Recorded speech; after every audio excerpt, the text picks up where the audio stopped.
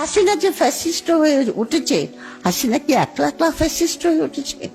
হাসিনাকে সাহায্য করেছে ব্যুরোক্রেসি, হাসিনাকে সাহায্য করেছে মিডিয়া, হাসিনাকে সাহায্য করেছে আর্মি, সবচেয়ে বেশি সাহায্য করেছে আমাদের প্রাণপ্রিয় আর্মি। কিন্তু সেই জন্যই সে এখানে পৌঁছেছে।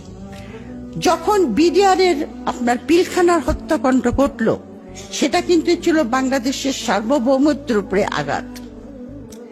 হাদির কাণ্ডটাও কিন্তু আমাদের সার্বভৌমত্বের উপর আঘাত।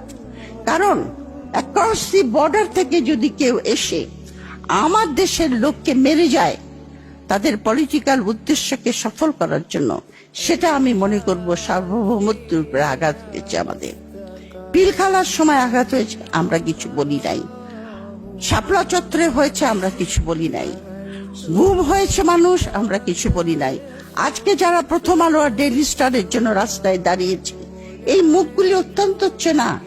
এরা নিজেদেরকে সুশীল বলে, আমি বলি এরা হলো ওয়েদার কক বা মৌসুমী সুশীল। মানে যখন তাদের এজেন্ডা সামনে আসবে, তখন তারা মানবাধিকার, হিউম্যান রাইটস, অমুক তমুক এগুলি বলে আসবে। কিন্তু প্রথম আলোর অফিসে আগুন দিয়েছে, আমি ভায়োলেন্সকে সাপোর্ট করছি না, কিন্তু আগে কি কাগজে আগুন দেওয়া হয় নাই? নয়া দিগন্তে কি আগুন দেওয়া হয় নাই?